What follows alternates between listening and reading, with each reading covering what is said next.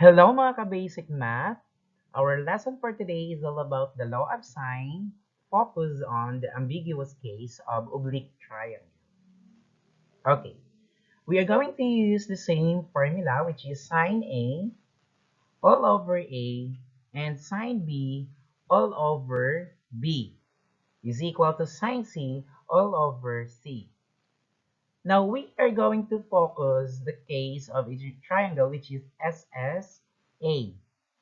The ambiguous case happen when we are given two sides, okay, and an angle that is not included between the side. Why called ambiguous? Okay, bakit daw ambiguous?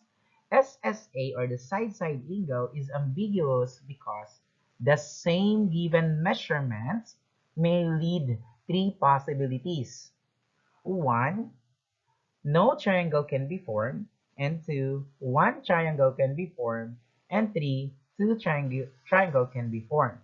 Okay, i-explore natin yung mga triangles na yan later. Now, let's take first an example of an acute triangle. I have here triangle A, B, and C. The given angle here is 32, which is less than 90 degrees. So this is called acute oblique triangle. And another example naman po ng obtuse oblique triangle. Given the triangle A, B, and C, okay, the given angle is 121, which is greater than the 90 degrees. Okay? Now, let's explore the conditions of oblique triangle of ambiguous case na binigay natin kanina. Okay, ano ba yon? For SSA case, if angle A is acute oblique triangle, ito po yung mga conditions. Okay, if our A, side A, is less than the height, no triangle can be formed. Now, if our side A is equal to the height, one right triangle can be formed. And if our A is greater than or equal to B, there will be one triangle can be formed. And if our A is less than B and greater than the height, there will be two triangle can be formed. And dito tayo magpo-focus for ambiguous case. Now, let's understand the illustrations. Okay? Given angle, triangle A, B, and C. Okay. Since meron po tayong mga height dito, okay, we are going to derive a formula for the height kasi kailangan natin dito. So, given the triangle A, B, and C, gagawa po tayo dito ng height. Ito po yung illustrations. Ito. Now, from the given altitude na ginawa natin dito, ito. Okay, nakakabuo po tayo ng one right triangle. So, if we are going to solve the one right triangle, we are going to use the 6 trigonometric ratios or the SOHCAHTOA. Okay, and SOHCAHTOA means, which is sine is equal to the opposite side all over the hypotenuse. Okay, gamitin natin to. Okay, sine given angle, which is 30, sine A, and the opposite side here is the h, which is eto from given altitude natin. And the longest side will be b as our hypotenuse. Then substitution. Okay. Nandiyan na po siya. Okay. Then cross multiply. Okay, so cross multiplication, that will become, okay, h. Okay, h times 1 will become h. And sine A times b will become sine b. So our formula will become h is equal to b sine A. Yan po yung gagamitin natin if the conditions is acute oblique triangle. Kailangan po natin itong malaman. Okay. Para dito, sa no triangle, one right triangle, and two triangle can be formed. Okay. Let's take this condition, no triangle. Paano po natin yun ma-illustrate? Tingnan po natin dito, A, C, and B. Yung B natin ay hindi umabot dito, hindi nakakabuo ng triangle. Bakit po? Our A here is less than the height. Okay. A is less than the height, mas maiksi sa height. So, ito po yun, A is less than the height. There will be no triangle can be formed. Kaya, ganyan lang po yung magiging illustrations niya. Okay. Another one. If our A is equal to the height, magkasukat po sila sa A and height, so there will be one triangle can be formed. Meron tayong mabubuong triangle. Yun nga lang, a right triangle. So if A is equal to H, one triangle one right triangle can be formed. Now, another one. If our A, ito po A, is equal to the side B, same measurements. Okay, ilan po ang mapoform natin? One triangle, ito po yung mapoform natin. Ito. Okay. Now, if our A is greater than the height, mas mahaba daw po siya sa height. Yun nga lang, mas maiksi siya sa B. So, mga hanggang dito lang. Ayan. So, ilan po ang triangle na magiging mabubuo natin? There will be two triangle can be formed if our A is greater than the height but less than B. So, ito po yun, two triangle can be formed. Now, for obtuse oblique triangle, ano namang conditions ang meron tayo? Okay, if A daw po is less than B, no triangle, and also if A is equal to B, no triangle can be formed. Ang isa lang po ang mabubuo natin if A is greater than B. So, ito po yan. Now, if our A here, ayan po, is less than B, no triangle, ganito lang po ang mabubuo natin triangle given the obtuse, okay, triangle which is 919 degrees. Now, kung magkasukat naman daw po ang A at B natin, ganun din po. No triangle can be formed.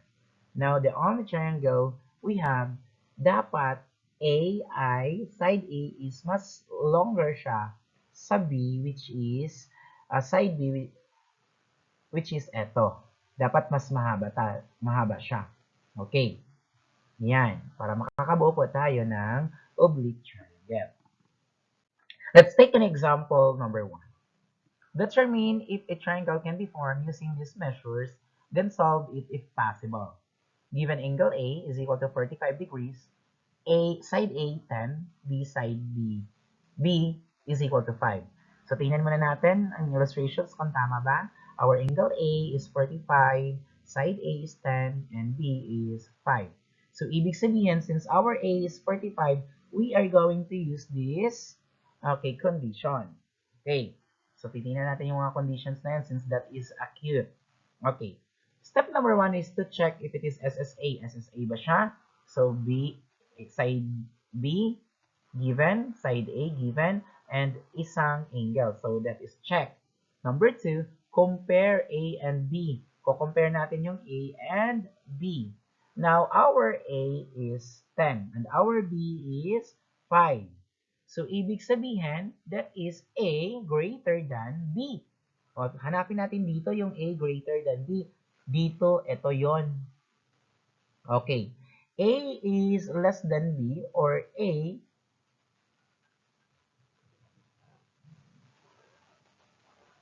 is greater than B.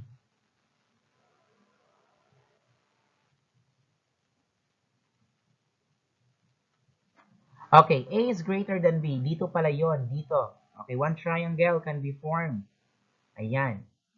So, there will be one triangle can be formed. So, dahil meron tayong one triangle can be formed, okay, didiretso natin ang pagsasolve. Okay?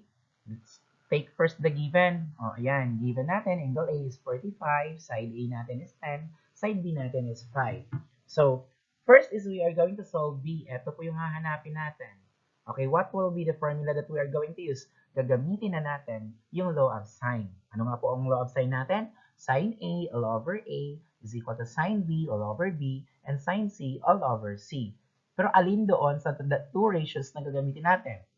Titingnan natin yung given triangle natin. B is given and A is given. Therefore, the formula that we are going to use is sine A all over A is equal to sine B all over B. Kasi po, given po yung A natin, side B din po natin. Okay? Now, after we have the formula, substitution. Our angle A is 45. Our A, side A is 10, is equal to side B, remain side B kasi hahanapin natin yan, all over B, which is 5.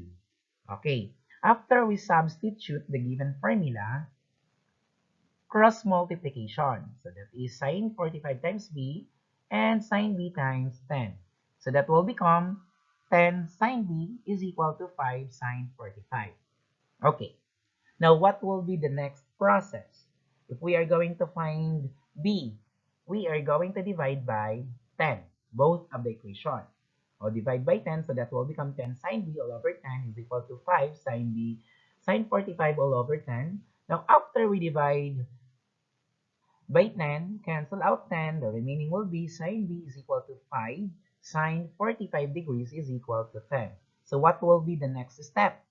Okay, now we are going to solve these ratios using the calculator. Get your calculator, input 5 sine 45 all over 10. The answer is sine B is equal to 0.35. Now the question is this our final answer? No. Why? Angle B lang po ang hinahanap natin, hindi po sine B. So ano ang gagawin natin? Transpose sine to the other side, that will become sine negative 1 or arc sine. Okay, that will become sine negative 1, 0.35. So how we are going to solve this one? Okay, we are going to use the second function in your calculator, which is shift plus sine. Lalabas po dyan si sine negative 1, then input 0.35. Nakuha na ba? Uulitin ko. Shift the second function plus sine. Okay. Lalabas po dyan sine negative 1, input 0.35, and that will equal to B is equal to 20.49, and this will be our angle B. So, nakuha na po natin ang angle B natin. Okay. Now, nakuha na natin ang angle B. So, ibig sabihin, given na po yung two angle natin. Makukuha na rin po natin yung angle C. And what will be the formula that we are going to use? Yes, we are going to use the triangle interior angle theorem, which is angle C is equal to 180 degrees minus angle A plus angle B. Given kasi natin yung angle A at angle B na. Okay, so substitution, angle A is 45 degrees, angle B is 20.49, then add, so add po natin to, so that will become angle C is equal to 180 minus 65.49. Then subtract, our angle C is equal to 114.51. So our angle C is 114.51. So ano na lang po ang hanapin natin? The side C. Okay, let's solve for side C. What will be the formula that we are going to use? Yes, we are going to use the law of sine. So alin doon sa ratios na yon? Okay, given yung angle A natin, at hinahanap naman yung C, therefore, our formula is sine A all over A is equal to sine C all over C. Given the formula, next is substitution. So A is equal to 45 degrees all over side A natin is 10 and sine C natin is 114.51. Ito po yun yung nakuha natin. And C, remain lang siya kasi siya yung hinahanap. After substitution, cross multiplication. So C times sine 45 will become C sine 45 is equal to 10 times sine 141 will become 10 sine 114.51. Okay, we are going to find C, side C. What will be the next process? Yes, we are going to divide by sine 45 para C na lang ang matitira. So cancel out this one. The remaining will be C is equal to 10 sine 114.51 all over sine 45. And the answer is using the calculator, input mo 10 sine 114.51 all over sine 45. So the answer is 12.86. So 12.86 na po to complete the missing parts of the triangle. Question. Is that clear? Okay. Now let's take an example number 2. Determine if the triangle can be formed using these measures, then solve it if possible. Our given is angle A is equal to 35 degrees, side A is 5, and side B is equal to 15. Okay, now this is the triangle. Tingnan natin kung tama ba. Angle A is 35, our A is 5, and our B is 15. So since the given is 35, so this is an acute oblique triangle. So we are going to use these conditions. Okay. Again, step number 1, check if it is SSA. Okay, check lang natin. Side, angle. Tama po tayo. Step number 2, compare A and B. So A and B. A is 5 and B is 15. Compare natin. So that is 5 less than 15. So ang A natin is less than 5. Hanapin natin dito sa condition. Nasaan yung A less than B? Eto po. So, possible po na two triangle. Yun nga lang, titingnan pa natin yung height. Now, this is the time na gagamitin natin yung equation, formula na to. H is equal to B sine A to find the height. So, HA, compare natin. So, substitute natin the given equation. B is 15, then our A is 35, then get your calculator, input 15, sine 35. What is your answer? Your answer is 8.6. So what is the relation between H and A? So our H is greater than 5.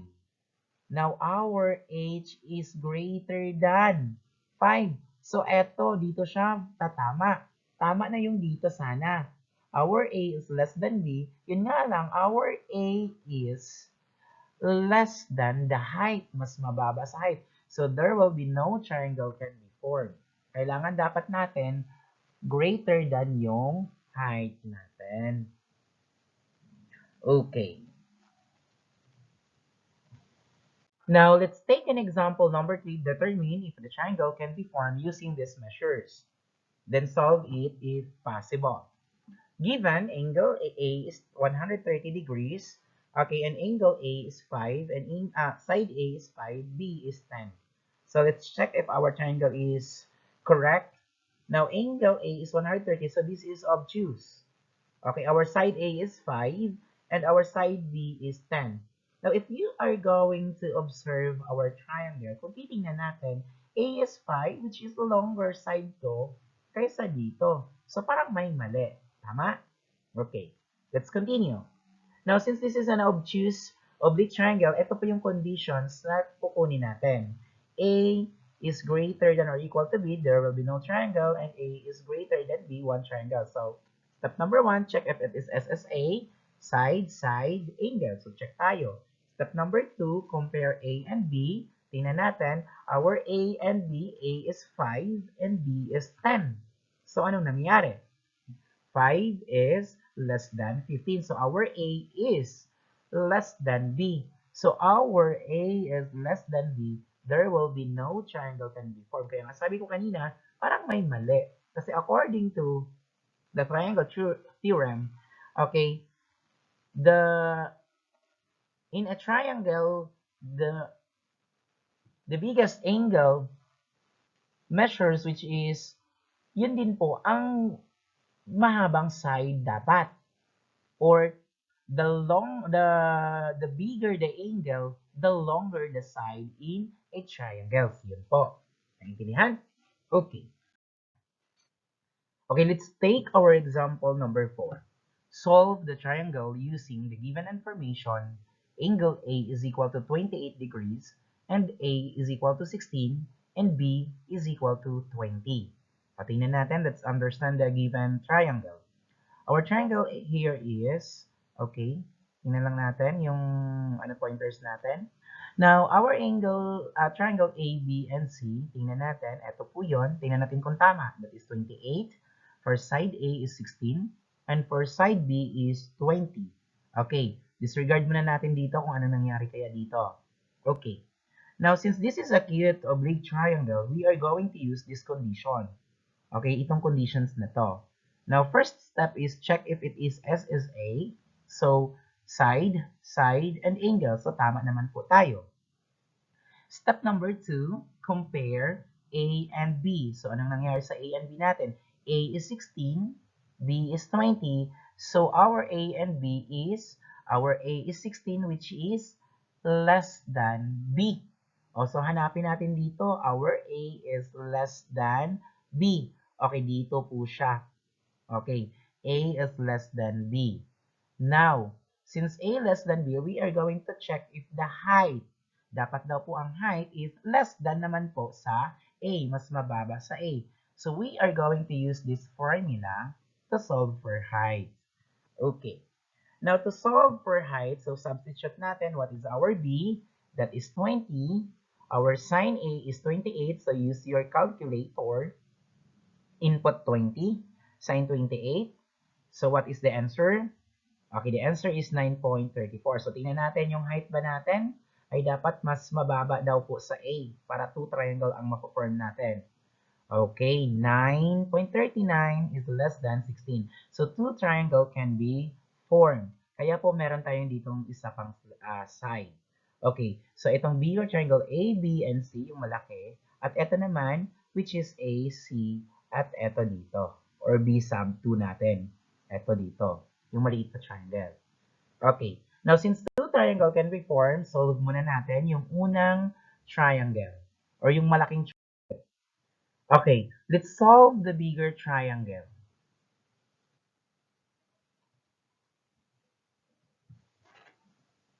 Kunin lang natin yung pointers natin, yung laser natin. Okay. Now, same lang din naman yung given information yan sa kanina. Okay. Now, this is the given. So, 28. A is 16, and B is 20. So, anong mga kailangan natin kunin? Angle B, angle C, and side C. So, let's take first, angle B ang isosolve natin. Okay, bakit po angle B?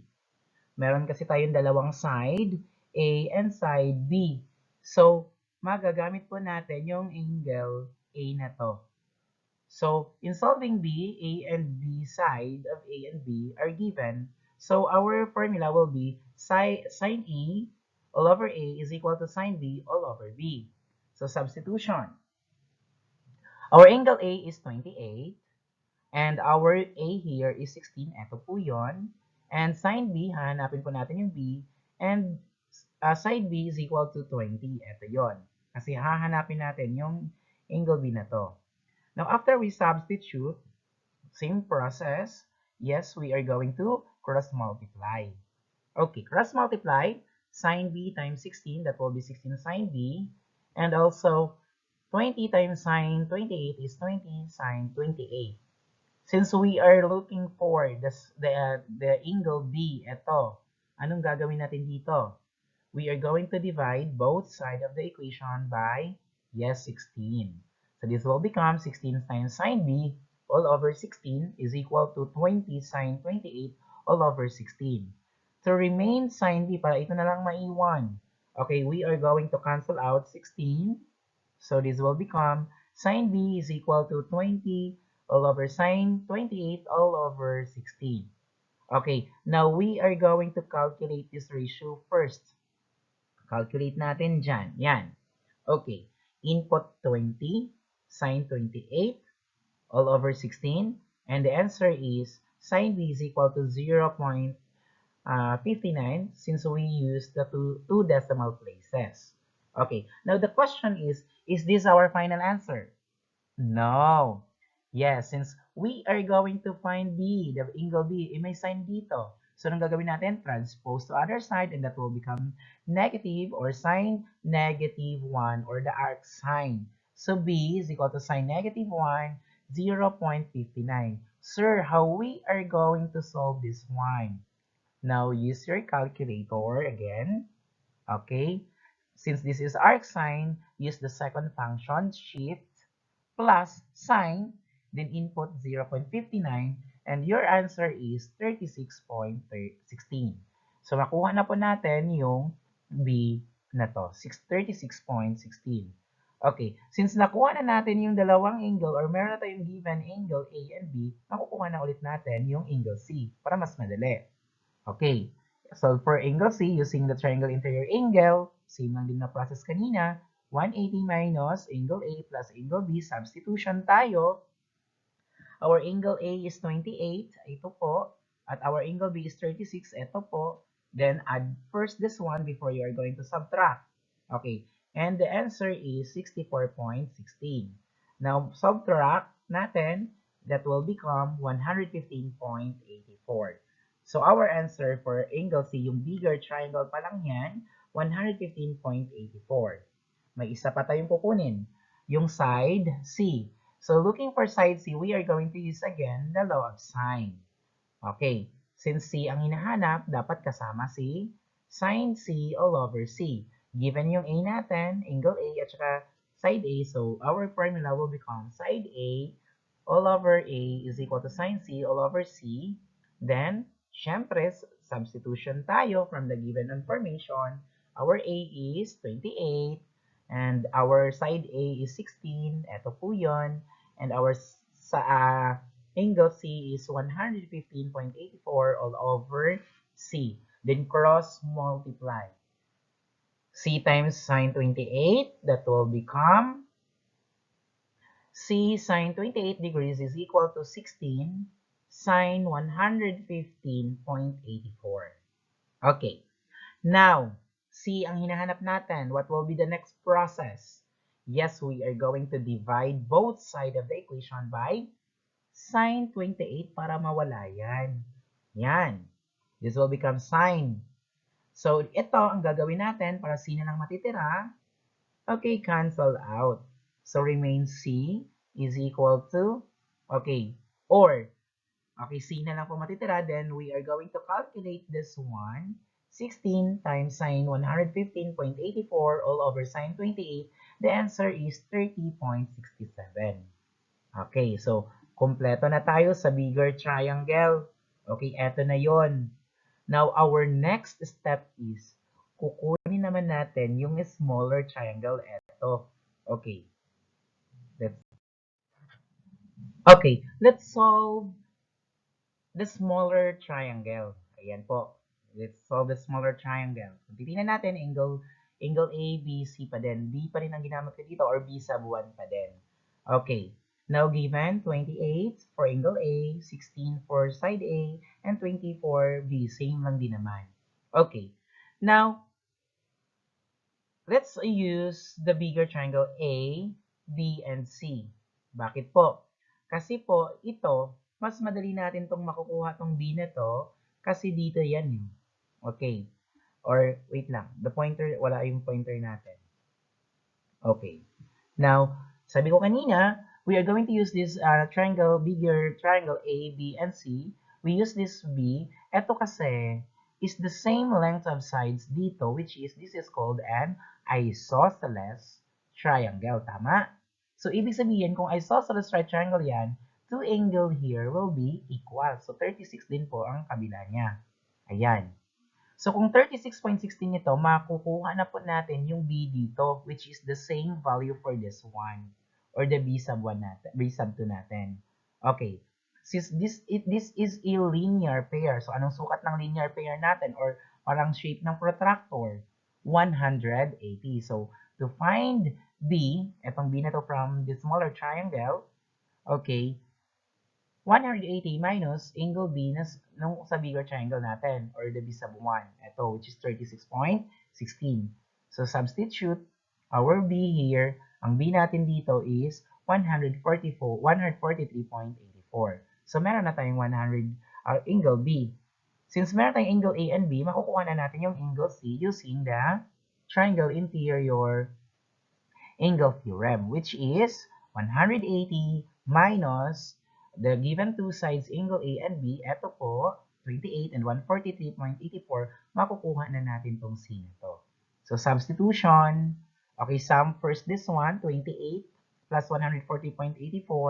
Okay, subtract. That is 171.84. Then the answer is 8.16. So, ang maliit na, itong smaller angle na to is 8.16. Yan. So, since nakuha na natin lahat ng angle, ang remaining sides na lang po ang nawawala. So, to solve for C, syempre, we are going to solve using the law of sine, which is sine A all over A and sine C all over C. Bakit po? Given yung two angle natin, ang hinahanap natin yung C. So, A and C po ang gagamitin nating formula. Okay, substitution tayo sa given formula. Our A is 28, our side A is 16, and our side C is 20. Sorry, C natin ang hahanapin natin. Etong dito na sa ilalim.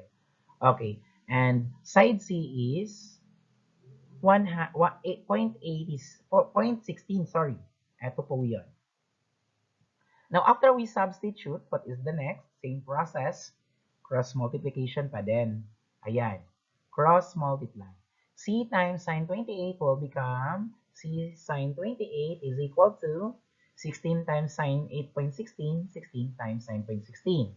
To find side C, yes, we are going to divide both sides of the equation by, yes, sine 28. Ito po ang gagamitin natin. So, solve. Okay? Now, cancel out this one. The remaining will become C. And we are going to calculate this one, 16. Get your calculator, 16. Sine 8.16 degrees all over sine 28 degrees. And the answer is 4.84. So the last side is 4.84. Okay, naintindihan ba lahat ng discussion sa previous slide? Okay, yes. Now let's check your understanding. I have given a problem here. Determine if a triangle can be formed using these measures, then solve it if possible. Given angle A is equal to 40 degrees, side A is 8, and B is equal to 10. Is that clear? Okay. Thank you for listening. Have fun.